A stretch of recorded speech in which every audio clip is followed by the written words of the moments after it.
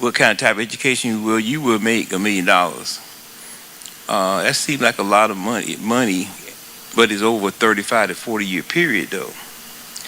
And of course, the Census Bureau. This is not in every case.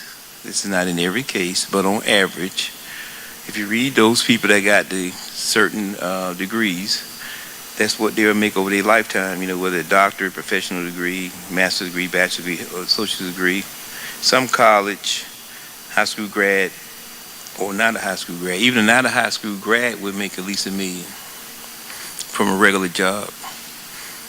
Now, of course, this can be deviated a little bit because you got people that only own businesses. You got people who, sell stuff and they make money and they, so this average is based on education. It's not based on other things other than this.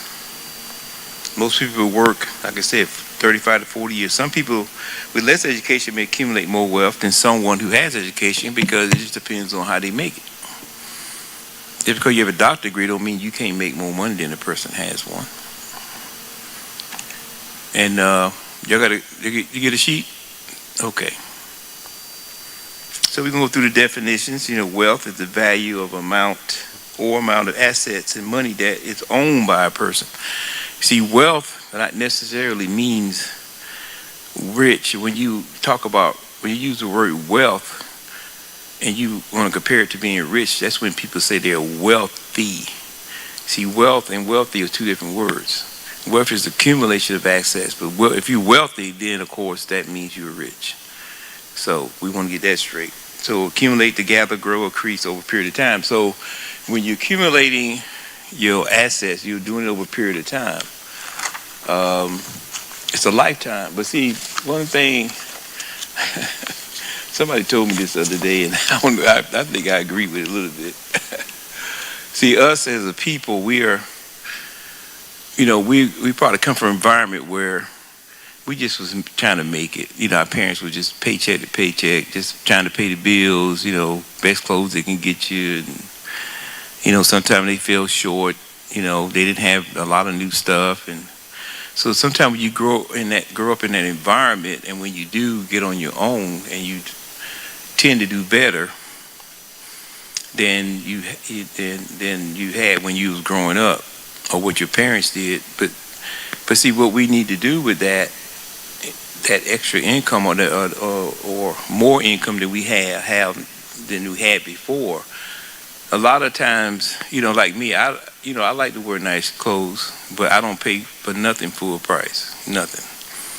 If I can't get it at a bargain, I'm not gonna get it unless it's something I really can't help but get. That's very rare. That's why I stay out of stores. But I buy everything off season on purpose. So a lot of times it's half price or less. In other words, some people, because you grow up kind of not poor, but maybe didn't have it, we tend to wear our wealth. That's the word I'm trying to say. And there's no problem with you wearing your wealth as long as you got a budget and you invest in and you save. There's no problem with that.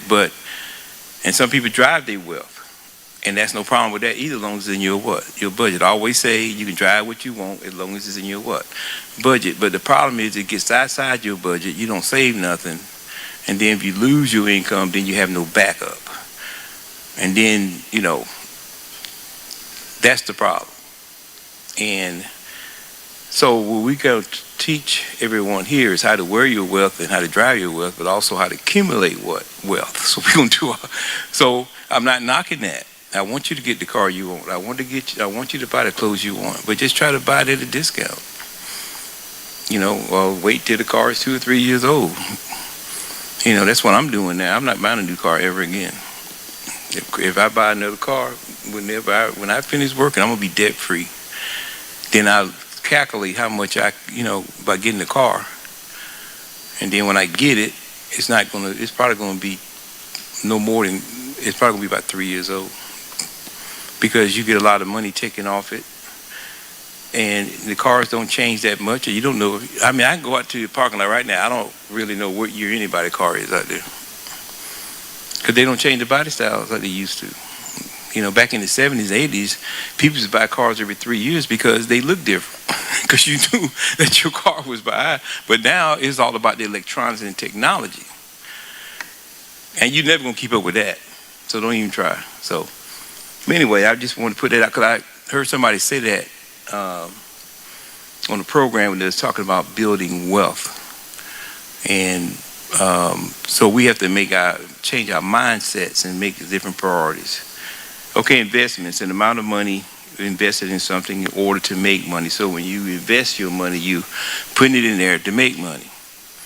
Now, of course, this has been a bad 2 weeks for me because I don't lost money. But you don't even, one thing about when you invest, you only lose the money if you sell it.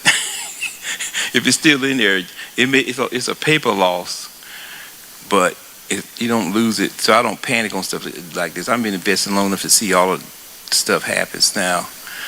Now, if you get to the point where certain indicators go off, and when it gets back up, I'm going to start selling. Because I don't hold my money all the time. I sell, and then I get back in. But it ain't time for it to do that yet. Question 1. What are some of the ways you can accumulate wealth? Just any answer. Because we already defined wealth, the assets. The assets can be stuff you own. It could be money. It could be, how do you accumulate it? What are you doing now to accumulate wealth? I mean, if you have a car, if you have a house, are you accumulating wealth? Yes, because your house is probably worth more than what you owe. And if you got it paid off, you got all that equity in there. Did you accumulate that? Sure you did. You accumulated because you was paying the payment. So that's wealth. Now the question is, what you going to do with that wealth you have in that house? Well, you can do a lot of things with it. You can sell the house, downsize. You can get a home equity line of credit. You can take the money out, do all kinds of stuff. But that's your money. It's in there. So you're sitting on cash when you have a house that's either paid for or almost paid for. You're sitting on cash. And that cash grows every year because the house will go up, payments go down. So all that stuff in the middle is equity. But you can accumulate wealth by saving too. People here save, I'm sure. If some people still working, you can get a 401k IRA or something. So you accumulate wealth by doing that. And then whatever income you get in, that accumulates it. So, but we're going to go through the 10 steps and get into detail. Question number 2, why is it important to manage your debt load? Now, I answered the first question. I don't need to answer my own question. Why is it important for you to manage your debt load? Is there a reason why you should manage your debt? Is there a reason why you don't want to get your debt out of control? Is it? Why is it important? Does anybody just say anything? Because it's what? The interest and you say the loss? Okay. All right, so that's a good answer. And I'm going to talk about interest rates in a minute, how to get them the best ones. So that's another thing I'll be talking about too. All right, so discussion number 1, the 10 steps wealth accumulation plan. So we see, I've done this before, but I updated it. I got more steps. I took some things out. I added some stuff that was more relevant. So, and I changed some of the words around. But, I just updated it based on what I know. Well, we see Colonel Sanders. Everybody know him. So that's why I say it's not never too late. So he started Kentucky Fried Chicken when he was 62 years old. By the time he started drawing Social Security, he was already a millionaire. So he started at 62, and he became. By the time he became a millionaire, he had already started drawing his Social Security payments. Because back then, Social Security you can draw Social Security at 65. Now you can draw it at 62 early, and then based on your age now, it tops out at 67 for its full Social Security. So it wasn't. I mean, I'm sure. I seen the whole story on him. How he started. He had a gas station, and he started selling his chicken. He had competition and for gas. So instead of him, he got tired of lowering the price because the person down the street or whatever was trying to beat him with the price. So he started cooking chicken to get people in the store. And then hopefully while they out there smelling that chicken, they'll be out there pumping gas. And then it got so popular that he started opening up more gas stations with chicken. And then he came up with the idea of franchising. Nobody was franchising back then. He would drive to Kentucky, and it was so popular, people wanted to know the recipe. So he would go in, set it up, tell them how to do it, send them the herbs and spices because he didn't want nobody to know the recipe for that. And then they would pay him a certain percentage of their proceeds. He didn't have to run the business. He just had them just meet the standards. That's what McDonald's do. That's what Burger King, that's what they all do. So it's never too late to accumulate wealth, period. He's a good example. So I don't want people in here to get, oh, it's too late now. You never know. Things can happen. But you start where you at. I always say you start where you at because you don't know where you're going to go with it if you don't start it. So you have to start it. Because I know when I started doing stuff back in the mid-'80s, only thing I knew how to do was to put money in the savings account. And when I joined the military, I saw some of the older soldiers and some of the other soldiers, they was buying saving bonds. And we was able to buy saving bonds by having to come out our check, and they would hold it for us. You know, then you can always get them when you wanted them. And that's all I knew what to do. I didn't know anything else. And then in the mid-'80s, I started reading stuff. And then I started doing what I'm doing now. First it was real estate, bought a house. And then with mutual funds, then the stocks, buying individual stocks. And then, you know, mostly stuff like that. But accumulating wealth, budgeting, paying my tithes, and living off what I made. That was it. It started just like that. It's not a silver bullet, I tell people. And then at that time, I wasn't thinking about now. I was thinking about just accumulating as I went because I didn't want to be broke. That was my main motivation. I can tell you that now. And my parents can tell you, I never asked them for anything from the time I was 16 to now. Never. Never asked them for no money. They never had to give me nothing. They didn't bail me out. Never.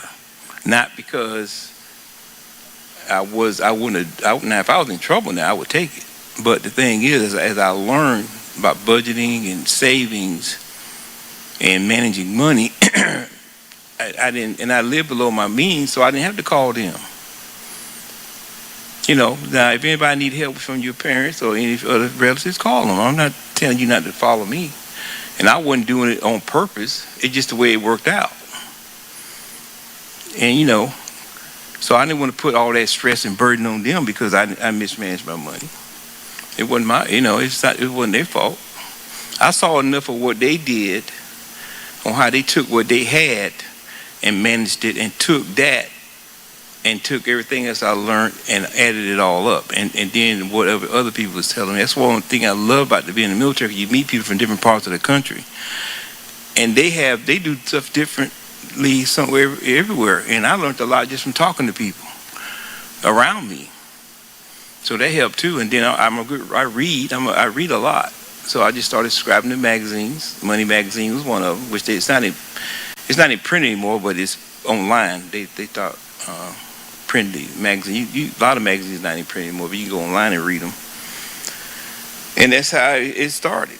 And then I had a wife that knew not to mess the money up. Thank goodness, because a lot of times I wasn't around, so she could have easily messed it up. So the thing is, I was, and we always kept our money together, and we made decisions together, always. It was her money was my money was her. I didn't care who made the money. And see, a lot of times Renee didn't work. See, Renee went to college while we was married. 6 years I married, she was in school full time, getting her, bachelor's degree and a master's degree. So we weren't making no money from her. So we had to live off my salary, but we always lived off one salary for a certain extent. And we kept our debt low, but we was able to do that and pay for it at the same time. All right, so Proverbs 3:9-10. Honor the Lord with your wealth, then your barns will be filled with plenty, and your vats will be bursting with wine. Now, the first step to accumulating wealth, and I'm just going to tell you, you can't beat God's blessings, because He give it to you, all He asks is for 10% back. And I'm telling you, that's like a return on investment. And it may not look like you getting it back, but He gives it to you in little increments and things that happens. And it's like when you throw a boomerang, you threw that seed out there, that boomerang is flying around, and all of a sudden what it does, it comes back and hits you side the head. You don't know which boomerang you threw that came back. I don't care which seed it is. If I throw a seed, I don't care when it was thrown. I just want to make sure I want it to come back to me some kind of way. And that's how you accumulate. It's just the farmer's mentality. Farmers grow, they grow crops, but they don't eat all the seed because they need the seed to grow more crops later. They sell the crops, they get the money, they buy the seed, they put it in the ground, they sell it again. But they keep some of it too, but they don't eat all of it because they can't grow for the next crop season unless if you're eating all the seed up. So you can't eat all the money we accumulate, because that's the only way you can be able to accumulate wealth. Pay God first, step one, by giving your tithes and offering from your first fruits. By giving your tithes and offering, you're letting God know that you are honoring Him. Do not underestimate how your wealth increases supernaturally by honoring God first. You can't underestimate that. I try to tell people that all the time. Oh, I can't live. No. Well, give what you can until you can get to it. Nobody's telling you to do it right now. Everybody can't do it, especially people who hadn't been doing it. I just tell them, God knows where you at, but just give Him something. And if He gives you an increase, then you give more. If you get a raise at your job, then use some of that to give God. You don't have to spend all your raise. Everybody get a raise to a certain extent. And if you look at and keep your paychecks, if you look at your paychecks years ago and you say, man, how did I make it off that? You made it. But then you got more money, and then you just threw that in your account and you just spent it. So if you look at, and that's why I tell people they're going to be in a shock when they retire, because you're not going to have the same amount of money. So far as income. So that means you got to have money come from other sources, or you got to have your debt paid down. Or you may have to work part-time until you can, get everything straight, which is no problem with that. But I always tell people that getting ready to retire, I say, if you can't save 30% of what you make now, you're going to be in trouble, because you're going to lose that when you retire. So if you can start saving 30% of what you make before you retire, you're going to be fine when you retire. Because that 100% of what you're making now is not going to be 100% when you retire. It's not. When I sit down with people and show them, they say, okay, tell me what you're going to have when you retire. And I start adding up and looking at their bills. I say, you're not going to make it. You're not going to make it. You got to start getting rid of stuff. You got to start doing something. You got to pay that car off. Like right now, you got to hurry up, get it out, pay the car off, get those credit cards down, because you going to be asking your kids for money. Now, how many of us don't want to be asking their kids for money? I know I don't. Because you didn't prepare. You didn't prepare for retirement. Luke 6:38. Now, remember the favor of God cannot be underestimated. It can't. You can't underestimate His favor, His way of doing things. Give gifts will be given to you. Amplified version, give and gifts will be given to you. Good measure, pressed down, shaken down together, and running over, will they pour into the pouch formed by the bosom of your robe and used as a bag. I like that. Or you can walk around with a bag of blessings. But with the measure you deal out, with the measure you use when you call for benefits on others, it will be measured what? In other words, back to you. What he's telling you, when you put it out, it's going to come back more, and it's going to come back more. Now, it may not come back more at the same right then. That's why we have to understand that God blesses in so many ways that we don't even think about it when you get something extra. I praise God every time He gives me something extra because I know that it came from Him and it was unexpected. You know, I mean, I was telling y'all not too long ago, I got 2 pay raises this year since December, and that's not normal. Now I had to. I mean, I'm a good worker, but they didn't have to give it to me. That's why I say sometimes when people give you stuff, because I asked them, I said, "What are you giving me this for?" God wanted to know. Well, city work. I mean, they couldn't even answer the question. I mean, because it wasn't that decisive, because it just came down that way, whether they had it in control or not.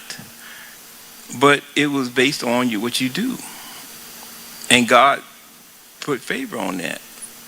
So that means that now I got more money to do some things, like pay down my house, which I'm really trying to do, and I was able to give more tithes and offerings. Now, it didn't happen at one time. It was spread out over a period of time, but it's accumulated now to the point where it's both of them is activated.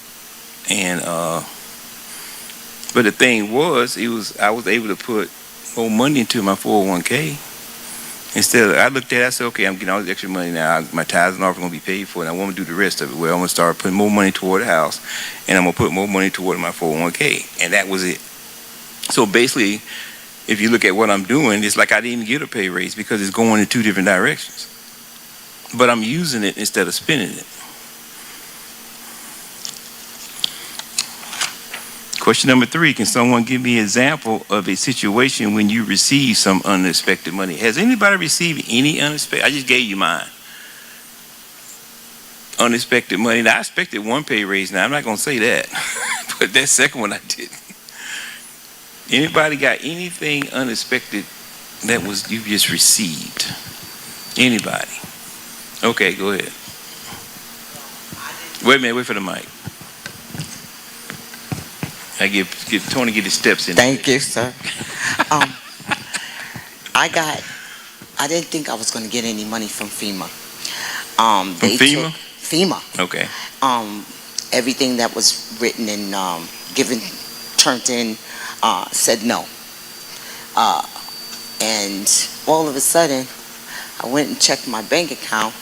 The people came to my house and was like, okay, have a good day. I was like, okay. Put the microphone closer. And I went to work.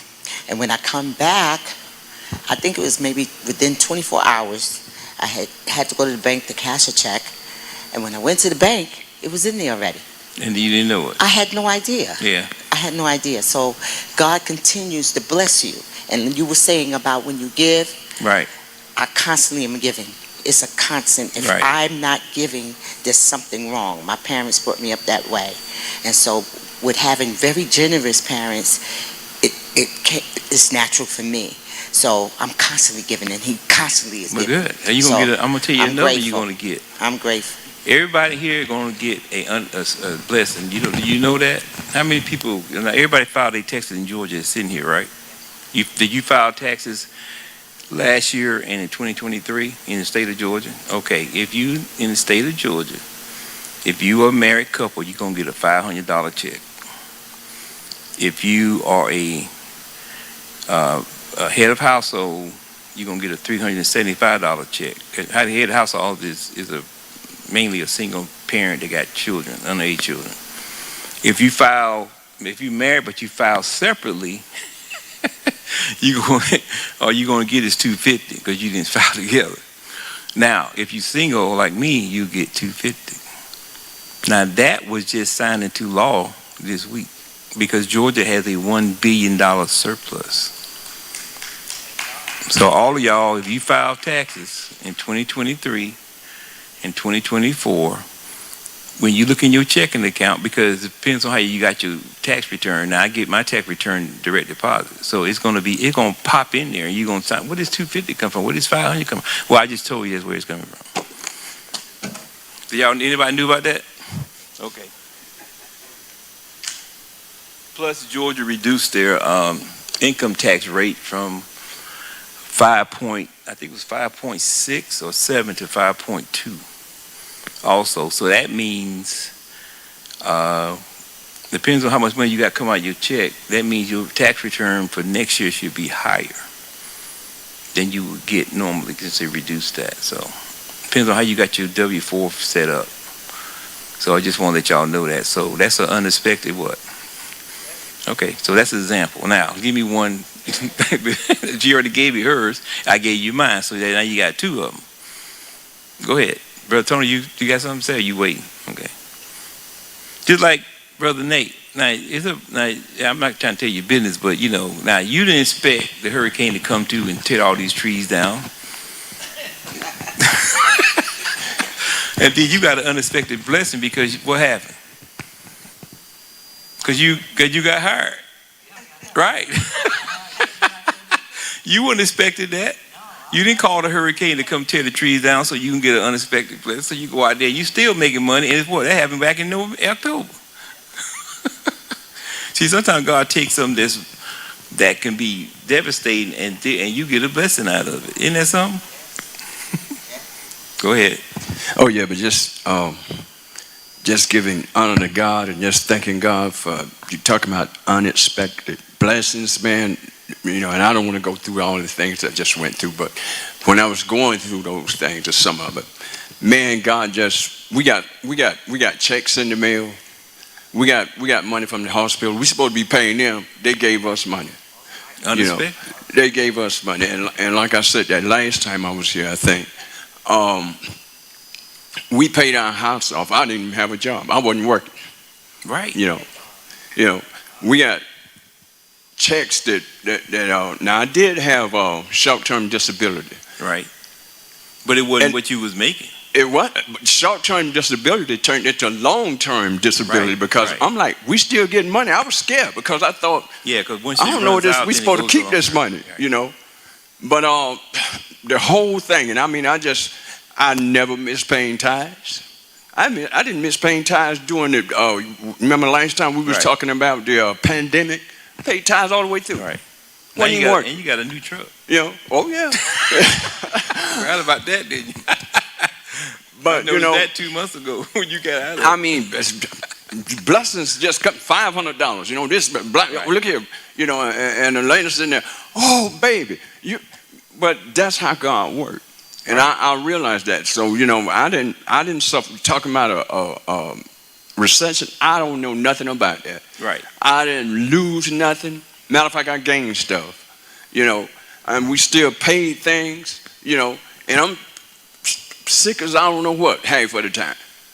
But money was still coming. Still money's coming. So I just thank God. And that's why, you tell me not to shout, you ain't talking to me. Oh, yeah. You tell me not to stomp the floor. You're wasting your time. Right. All right. I'm telling you. And like I said, it comes in little stuff like that. And sometimes it comes when you really need it. And but see, another thing too that goes to show you that you had your finances in order too. Right? Because you was able to get through that with the less money because you still was paying your house note. And when you was paying it, you had a full-time job, see, so you was able to get through it. And that's what I'm talking about, how to accumulate stuff, so when you can, when things happen, you got stuff to back it up.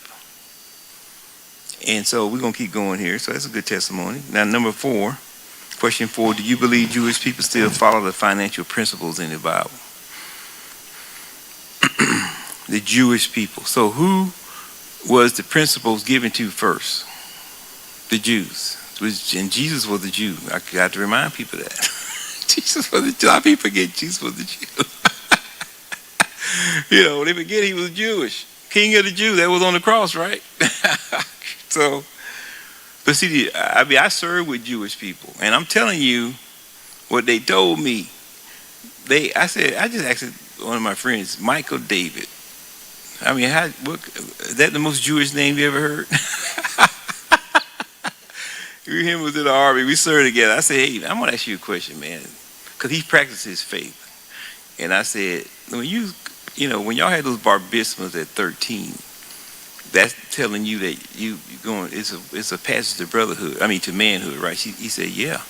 He said, but what it also is that, when you that age, what you're going to inherit it. to a certain extent, and what you expected for you to do. And we was taught those principles in the Bible on how to accumulate wealth, save, give our tithes and offering. And because I said, now I don't know too many Jewish people ain't got no money. He said, yeah. He said it, but that's why. Even though it's a stereotype, because he said, but for the most part, if you brought up in a Jewish house, those financial principles from the Bible is beaten in your head, and what they do, they pass their wealth through inheritance. Because they have enough, they have more than enough. And that's what they do. And I asked him all those questions, and he basically said yes to all of them. Now, these principles are not just for them, they're for us too, because we're talking about them now. So all we have to do is just follow. But you got to pull these scriptures out to read the stuff, which I do, and that's why it's a hybrid type of financial study, because it's talking about biblical things, but we also is talking about practical things, because we live in a practical world. So we have to apply these biblical principles, and because if we don't, we're going to be in trouble as far as accumulation of wealth and thin on the budget. Now, step 2 of the 10 steps, okay, education and training. Now, we know in this country, everybody basically going to at least go to high school, get a GED. We know that. To a certain extent now, because we have like an 85 to 90%, I think it's 85% high school graduation rate right now, which is pretty high. Considering at one time, my grandparents couldn't even go to high school because there wasn't a high school for them. You try to go to high school in Richmond County and see what they're going to tell you. There ain't no high school for you. They're barely able to get to the 4th, 5th grade, and that's where it stopped at. And during that time, you only had 2 high schools and 3 high schools in Richmond County in the 50s. That was Richmond, that was Butler. I mean, not Butler, Richmond, Hersova, and Laney. That was it. And the only reason why Laney became a high school was because of Fort Gordon. It went for Fort Gordon, there wouldn't have been no Lucy Laney. Because the Army said, we paying you per head for each child that you educating, because most of the schools are funded by property tax, but the government federal government don't pay property tax. So what they do, they give them a certain amount of money to educate each child that's in their system. So you got all these. Now, when Fort Gordon became a permanent post after World War II, they started building houses out there, and they said, okay, now you got these kids' schools for them. Where the black kids going? They going somewhere. We paying you money for it. So at that time, Lucy Laney was Hampton Institute. Anybody heard of Hampton? I mean, yeah, Hampton Institute. It was a private black high school. You had to pay to go there, and most people couldn't afford it. So Richmond County bought them out, changed the name to Lucy Laney, because Lucy Laney is one that founded the school anyway. But it was funded by this guy named Haynes, and that's how Richmond County had a high school for black children. But if you lived in Columbia County or Byrd County, you didn't have a high school. They came to Laney, and they didn't care where they lived because they were trying to educate these kids. See, that's why I'm saying that a lot of times we don't understand how we already blessed just by living in a certain time already. See, a lot of people don't know that story because they didn't want you to be educated. And if you had to go to law school or medical school, guess where you had to go? You had to go up north, because you were going to get it down here, because they didn't allow you in those schools. So the thing is, because my dad was telling me when Augusta Tech, which was called something else back then, Augusta Institute, when they first opened, he couldn't go there, and they paying taxes. That's messed up. Same thing with University of Georgia. I was telling a young guy, I said University of Georgia didn't accept their first minority student until 1963, and he went to Georgia. And he said, oh, no, Georgia didn't do that. I said, man, you must didn't learn nothing in history. Here you are, engineer, you don't know none of your history. I had to tell him. And he just couldn't believe it. To him, it didn't make any sense to him. And he's benefiting from the education of the University of Georgia because he was able to go. But I said, go ask your grandparents or your great-grandparents if they're living. Ask them that same question, see what they tell you. See? So the thing is, we're blessed right now just by being in where we're at now, because we was born during a time when things changed. And so that to me is a blessing from God right there. But you got to know your history in order to know where you are, why you are blessed. 3, create a budget. You must know what you're spending. I think debit cards were the worst thing that came out. Because back in the day for the debit card, I got my first debit card in 2000. I didn't even ask for it. Bank of America mailed it to my house. And then I got it. And I showed Renee. She said, where mine at? I said, I don't know. I guess we supposed to share it. She said, oh no, I'm getting my own card. So she called him up. Hey, my card. Where my card at? And I said, wait a minute now, we got to slow down now. We got to figure out how we're going to handle this thing, because we've been keeping everything in this checkbook. And the last thing I want to do is go in and swipe. So we had to come up with a plan on how to manage that money with that debit card, because it was so easy to swipe it. So what we did, we made an agreement that each one of us would get $30 to $40 out of the ATM machine a week, and use that money to buy, like lunch or little things or whatever.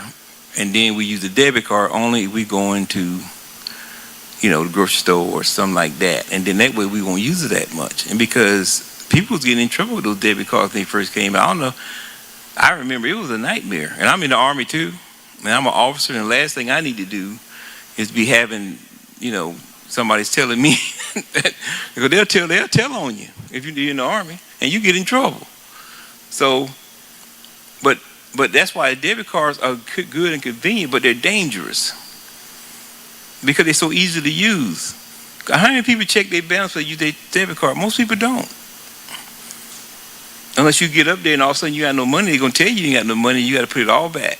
Unless you got a credit card in your pocket. So debit cards is a good thing for convenience, but it's terrible as far as trying to maintain your budget like it used to be, because back in the day, you had to force yourself you couldn't easily spend money like that. So you didn't make those last minute decisions like that because you pay a lot of stuff in cash, but not now. You give somebody cash at McDonald's and see they look at you, those young people. Don't give them like, that's yes sir, that's $10.30, and then you give them, you give them what is it, $11? What is it? You give them $9. How does it work? Now I did this not too long ago. I gave him $11, and he gave me, and then he had to figure out the change. But I said, don't the machine tell you? I said, give it back, because I knew I wasn't even dollars. We had to figure it out. That's just the way it was. So you got to follow your money. Step number 4, try to live off only 75 to 80% of what you make. I tell people, if you can live off 75 and 80% of what you make, you would never be broke. I say that all the time. That's no net income. It's not your gross income. It's whatever hit your bank account. If you can do that, then that means you can pay your tithes and offering, and you can be able to save, step 5 to 10% of what you make. Pay down and eliminate debt. Number 6. I gotta get going because I'm kind of behind right now. So when you get a raise, this is what I tell people: take half of it and either apply toward debt or savings, and then the other half, go ahead and reward yourself for it. Or if you don't feel like you need to reward yourself like I didn't, then you start putting it toward paying down debt. Because what I did, I put more money in my 401k, and I started paying off debt of that house with the 2 raises I got. That's exactly what I did. And before it got too hot in that account, I just automatically started paying more money. And it's easy nowadays. You just go online and say, take more money out for my house payment. And then I just went online and say, take more money out for my 401k. It's just that simple. Then that way I won't be spending something that I didn't have 6 months ago. Because 6 months ago I didn't have it. So did I make it 6 months ago? Sure, I made it. So how come I can't make it now? And that's how you gotta look at it. I always keep my Army paychecks. I look at those paychecks sometimes and I be shaking my head. Using the Army, we don't get paid nothing. But we made it. How did we make it? Well, we made it. And the thing is, because we had no choice, because you weren't going to spend what you had. So you always got to keep that mentality that I don't have it, even though you do have it. But you got to tell yourself I don't have it. Number 7, step 7, try to keep your FICO score above 700. And the reason why, because if you get a loan, let's say you want to refinance your house, and because you want to pay it off quicker, let's say 15-year mortgage instead of 20-year mortgage or whatever. And most of the time when you get a 15-year loan, you're going to pay a low interest rate anyway, but you can get it lower if your FICO score is high, because you can get the best rate. Then that means that's less money coming out of your what? Your pocket. Now, you can get a free credit report every year, annualcreditreport.com. That's the government website. You can get they tell you everything that you've been doing with your credit for the whole year. You can get one once a year, and you can see if there's any errors on your credit report, because you may have errors, especially if you name your kids Junior.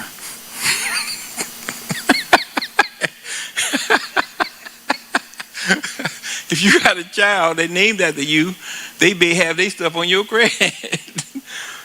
I'm laughing about it, but it's true. That's why I tell people, before you name your child after you, think about it now. This might be a problem down the road. I personally believe kids should not be named after their children because they should be their own person. They're just me. That's what I believe. I'm glad my dad didn't name me Millard.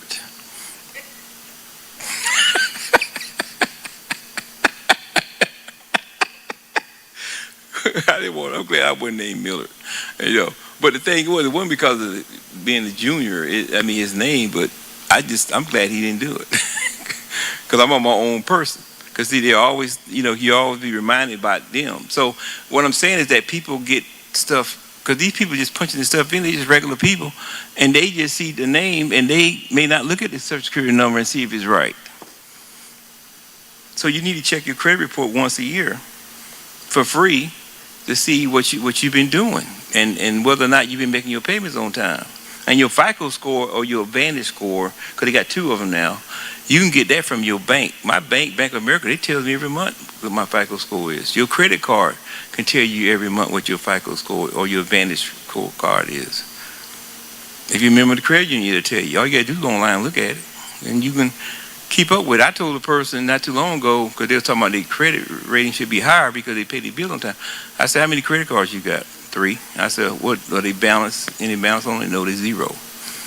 I said, go ahead and start charging something on your credit card once or twice a year, like gas or groceries, because you're going to buy that anyway, and pay it off, and do the other 2 cards the same way, and wait and do it for like 2 months and tell me what happens. In 2 months, her credit score went up because she was doing stuff with it. Now, even though she paid them off to 0, but the activity and the new payment on time made the score go up. Because she showed me, she texted to me and showed me what it was before and what it was now. And then that way, they won't take your card from you too, because if you don't use it, they'll take your credit card if you don't use it. Or because you mess around here, don't use your credit card, you're going to get a thing in the mail say, sir, for lack of you using your card, we're going to take your card. So you want to use it on stuff that you would buy anyway, like groceries and gas, which is simple, and then just pay it off, and then that way your credit score would probably go up, and you won't be in jeopardy of losing your card. Now, they may reduce your limit, but at least it won't take your car, because at least you're doing something with it.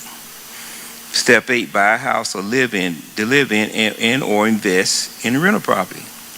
I tell young people at work, I say you need to buy you a starter house, because you're probably going to get another one anyway. Like I tell the single ones, get you like a 2-bedroom, 2-bath townhouse or a 3-bedroom, 2-bath house, whatever. That'd be your starter house. And instead of you selling it, you keep it and rent it out, and you buy you another house. Because if you do that, that house would be a stream of income when you retire, because you done paid it off and you getting that rent coming in. I said, if you got to think about it that way, I said, because you got 40 more years to work. When he look, I tell him, they look at me like I'm crazy. What you mean I got 40 years work? I said, how old are you? 22, 23? I said, okay, so 40 plus 23 is what? 63. I said, okay. I said, so what you gonna do? You got no pension anymore. They got the 401k. That's it. I said, you can't even get Medicare till you turn 65. I said, what you gonna do? Go 2 or 3 years without no health insurance, unless you gonna get Obamacare if you're still around. I said, so what you gonna do? I said, you gonna have to work 40 years because you're gonna live to 85, 90 years old. Your money gotta last. And they don't think about that because all they're thinking about is now. They look at you like you lost your mind.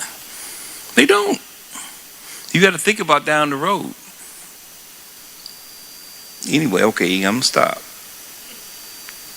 So, but when I tell them that, then they'll come back and talk to their parents, and they come back to me and say, "Yeah, he's right." Matter of fact, the parents said I should have done that.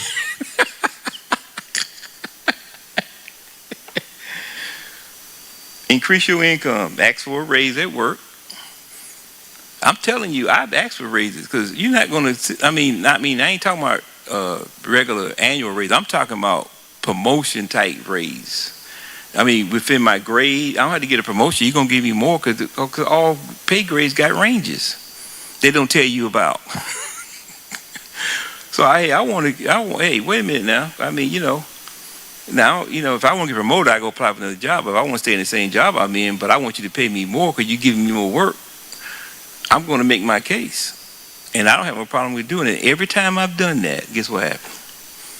I got a pay raise. Every time. Not one time it didn't work. Now, it's hard to do that in certain jobs, like when Renee was in the school system. She can't walk in there and say, I want a pay raise, because it's based on the scale of what your education is, how long you've been teaching. So that don't work like that, But in other jobs, it does. It don't work in the military either, because it's based on your rank, how long you've been in. That's it. There's no such thing as a pay raise. You get the annual pay raise from Congress, that's all you get. And then you get more money as you accumulate more time. Or you can apply for another job and get more money, or you can work part-time, or you can do DoorDash. Those people make money off me. DoorDash, they know me. They know my house is. Because I use DoorDash every Friday. I'm going to do DoorDash one day a week. And I'm going to get online, I'm going to order it, come right to my house. I'm not going nowhere. But those people are making money. I talked to a guy that was doing COVID. He was telling me how much money he was making a week because everybody wasn't going out, so they was bringing it to the house. And of course they get tips. I mean, because you put it on there when you order, you give them a tip. And he was telling me, I said, so with the DoorDash deliveries and your car with the gas, he said, man, I'm making way more money. And I can work when I want to. I can sign in when I want to. Those DoorDash people are making money. I'm telling you. The Grubhub, I ain't just talking about them. Grubhub, DoorDash, Gusta Eats. What's the other one they got around here? There's about 3 or 4 of them. But Grubhub and DoorDash are the biggest ones because they're from, they're nationwide. So and these people delivering pizzas, they're making money. Because they getting tips just to bring it to your house. And during COVID, in my neighborhood, I saw so many Domino's and DoorDash vehicles riding around. I said, what's this DoorDash? So I didn't know what it was. So somebody told me, I signed up for it. So I'm telling you that because you didn't want to go out and be in the restaurants, and a lot of the restaurants was closed. Some of them wouldn't even open the door. They would just deliver, and that's it. And you could pick up. That's all they would let you do. Y'all remember that? I'm the only one remember COVID. Yeah, you don't remember going to the store and the toilet paper wasn't there? Huh? And the paper towels weren't there? And don't try to find no Clorox. You weren't going to find that. They had stuff, name brands I ain't never heard of before. I think the stuff was made up. And I said, I don't know, this stuff, these chemicals in here, I don't know, this stuff works. Don't try to buy no hand sanitizer. That was crazy. You weren't going to get that. I mean, Sister Marcel was telling me they was making it. I don't even know how to make hand sanitizer, but she was making it. You had a hard time getting soap. Anyway, number 10. Consider opening a business on Facebook, TikTok, or Angie. Angie is the thing that I use when I need somebody to do something around my house. If I don't, if it's something unique. That's what Angie used to be called, Angie List, but it's called Angie. People are making money on TikTok and Facebook. Do y'all know that? They are making money on it. I mean, you talking about young people. Now, you got to come up with a concept, but that's why TikTok didn't get banned because of the Chinese company, because the young people were complaining so much because some people got their whole life out there making money. Selling jewelry. You can sell. I know people sell jewelry online. You can go clean somebody's house. Handyman service. You go with your hands, you go, do that. Transport seniors to a point. I got a friend of mine, he retired from his job. That's what he do now. He go around picking up seniors, can't drive, and he take them to the appointments. And a lot of times, they don't have to pay for it because they get in the system where it's paid for. He has got to get his stuff in there. I mean, you got a lot of people can't drive themselves. And also the shopping, but you got people that can afford to pay you. You got people who are, you ever heard of a personal shopper? Somebody would pay you to go shop for them, you bring it to their house. Who would like doing that? That's right. They'll pay you to taste food. There's all kinds of stuff out there. It's more, because the internet is more opportunity to do more stuff you ever had. You can home sit, like somebody maybe is sick and the kids are working, and you can sit there with them until the kids come home and, take care of their parents or whatever. And all you got to do is just make sure they can get up, use the bathroom, do some light cleaning, maybe cook something for them, meal preparation. I mean, it's all kinds of stuff. And I took all this off the top of my head. I didn't look none of this up. I just know what people are doing. Now, you know anybody doing this stuff? Yeah. And they're making money. You ask those Uber drivers how much money they're making. I asked one. She said, I'm making more money than I made doing a regular job. And I can work when I feel like it. And they driving all kind of cars. Ain't got to be no special car. As long as you can get in the back seat. You got to be you can't have now hard to do a two-door, but you got to have a four-door car at least. All right, so question number 5. Why do some Christians do not believe in tithing? Do anybody know anybody who don't believe in tithing, but they say they're a Christian? Did they ever tell you why? The most common answer is because it's in the what? What part of the Bible? It's in the Old Testament. And a lot of people think the New Testament just eliminate the Old Testament. So I guess God didn't create the earth. Did God create the earth in the New Testament or the Old Testament? Huh? Well, I mean, what we seeing every day we wake up. We mean the Old Testament don't mean nothing. Come on. I mean, I'm just using that as an example. Jesus coming was prophesied by who? In the Old Testament, by Isaiah. He told us Jesus was coming. He said he was going to be bruised and abused. He told us that he's going to die. He's going to be the sacrificial lamb. So if you didn't have the Old Testament, how you going to know how the New Testament things going to happen? But even in the Old Testament, in the New Testament, and I read this when I did a message on giving. In Hebrews, it talks about giving tithes. A lot of people don't want to pull that scripture out. So the thing is, some people just don't want to give. They rather come to church, give a little bit, and that's it. You raise your hand? Go ahead. You got a microphone? Are you going to undermine what I just said? If not, don't give it to them. No. Just that, a lot of people oftentimes give out of necessity. Right. They give out of, okay, this is what I'm supposed to do, and not give it out of love, right.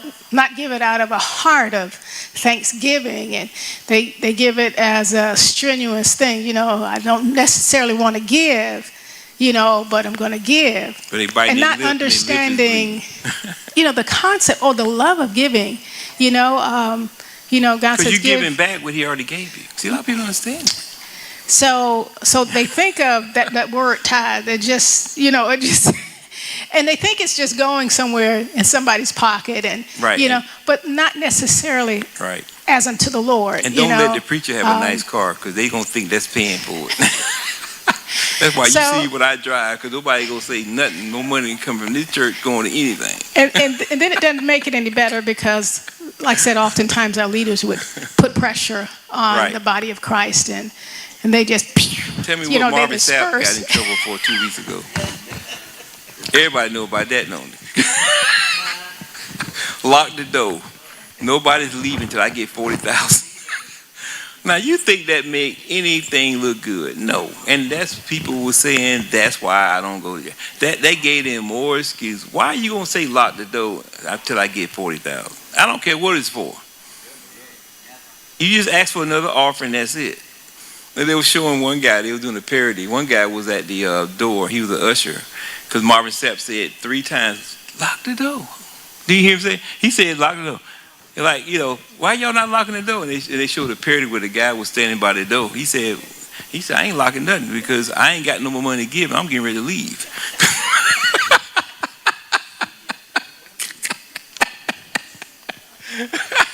He said, I'm locking the door. And then I'm locked in here too. And I got to give more money. Oh, no, I'm getting out of here. And I think some of those ushers we didn't want to do it. How come he had to say it 3 times? I said, now this man done made all these records. He's a pastor of a church. What in the world? You probably got $40,000 just laying around your house. Yep. Anyway, I'm about 5 minutes over, so the last part is more Bible scriptures.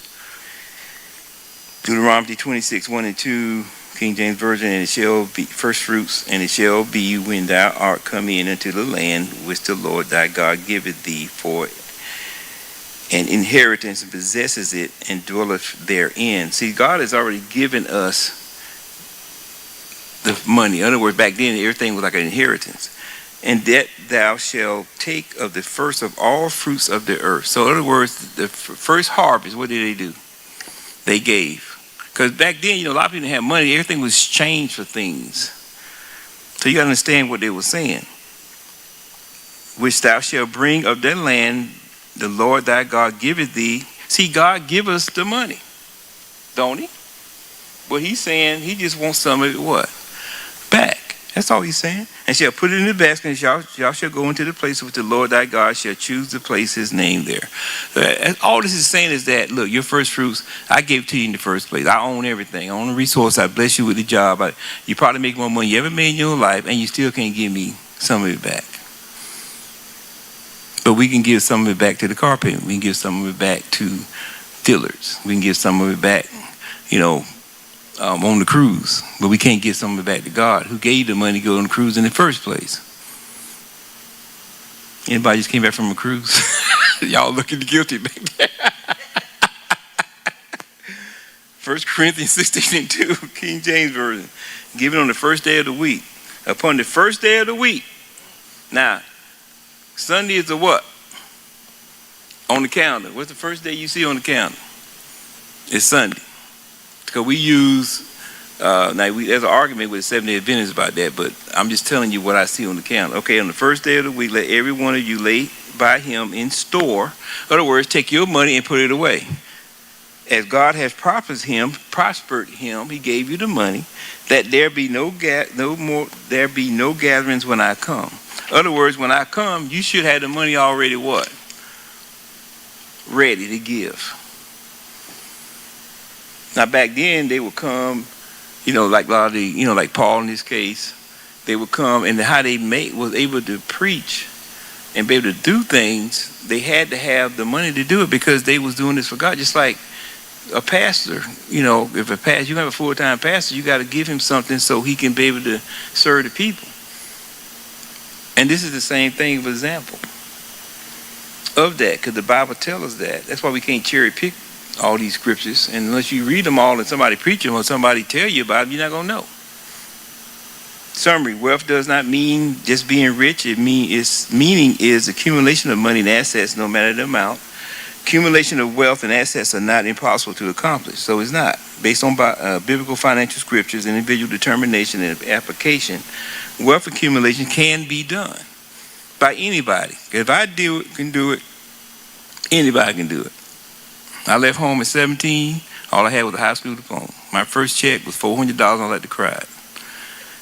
You know, because I made more money working $8 overtime. So they hurt me, but then I didn't have no bills. I had no car payment. I lived for free. I ate for free. I ate all I want. That's one thing about the Army. You ain't got nothing. At least you can eat. And you got a place to lay your head at.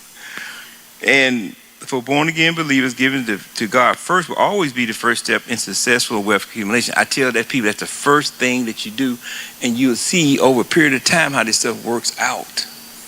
You can't see it right now. That's what faith is all about. Faith is something you just can't see. You got to believe in it. Remember, your faith in God plus your financial wisdom plus your financial stewardship equals your what? Prosperity. Sorry, I went over 10 minutes. I'm sorry. But I got food for you to make up for it. I went to Chick-fil-A this time. No, I've been getting Chinese food the last 2 times. I don't know. I think everybody was kind of frowning at that. They didn't say nothing, but they was frowning. They want the Chick-fil-A sandwiches and the chicken nuggets. And all right. Well, anybody got any questions? Sorry to hold you up, but I'm off tomorrow, so I guess I didn't care about the time. Are you off tomorrow, Sherry? You got to work tomorrow? Oh, you just went back to work. You just went back to work yesterday, didn't you? Oh, yeah. Oh, you good to go. You was off all week and Monday. Yeah, I forgot about that. Y'all off Good Friday? You're not? Oh, you are? Okay, I thought so. I think everything in Richmond County is closed on Good Friday. Okay, so nobody got any questions? We're going to go ahead and call it a day. Lord, I want to thank you today for, well, brother said, I would let him pray it out. You're going to pick up the offering. I forgot about that. No need us both praying. All right, did anybody learn anything tonight? Is that clapping me yes, or y'all just trying to be nice? Which one is it?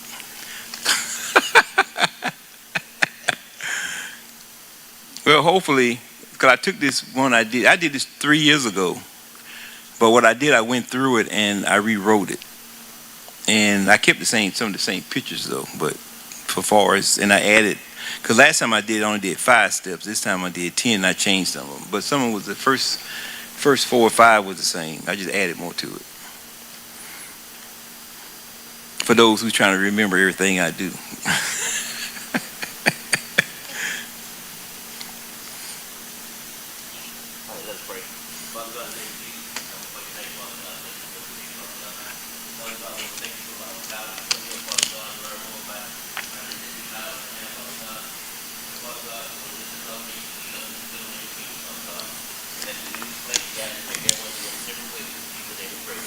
All right, so we got Chick-fil-A sandwiches, we got chicken nuggets, we got chicken strips, we got